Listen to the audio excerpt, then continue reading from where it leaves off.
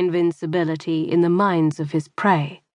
He would be untouchable, a harbinger of death, revered and feared by one and all. Halal huffed, enjoying the symmetry. 'Twas a worthy goal, something to be proud of, but only if he succeeded. An outcome he began to question more with each passing day, and especially after tonight. Devil take him. The dream. The dream.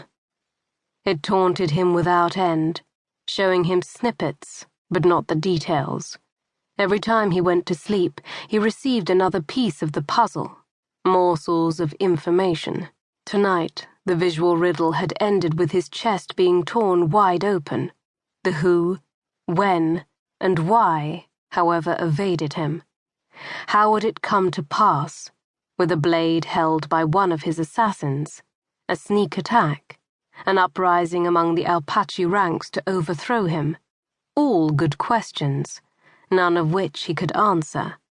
A pity in more ways than one. Distraction from his primary goal wasn't an option, not with the Seven, a group of former Alpachi assassins breathing down his neck. The crafty bastards stalked him like a pack of wolves, killing his men, interrupting supply lines, stealing potential Alpachi inductees before the boys could reach Grey Keep. Releasing his grip on the blanket, Halal shook his head.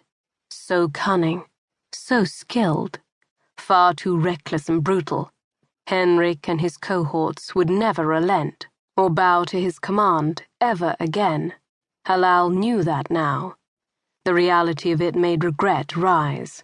'Twas a double-damned travesty, particularly since the Seven's prowess would be missed.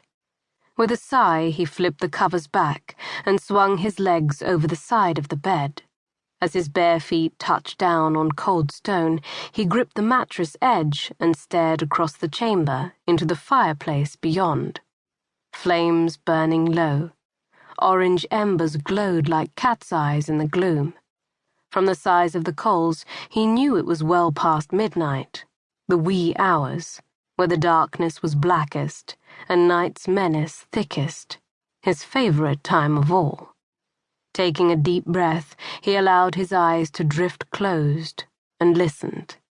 The wind moaned, the rush low and pitiful as it pushed past mountain peaks to reach the great walls surrounding Grey Keep.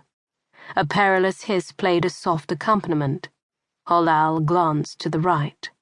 His gaze narrowed on the cage sitting on a table across the room. Hinges squeaked as the steel door swung wider. His heart picked up a beat, and then another, slamming against the inside of his breastbone, making his temples throb.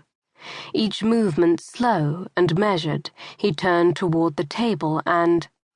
The door to the Viper's enclosure stood wide open.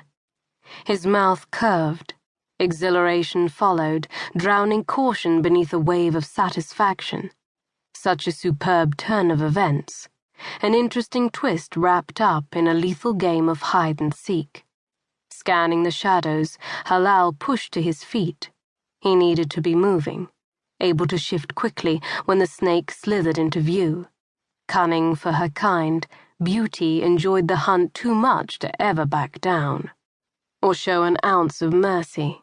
She would strike fast and sink her fangs deep instead, leave him with little defense as she filled him with poison and left him for dead.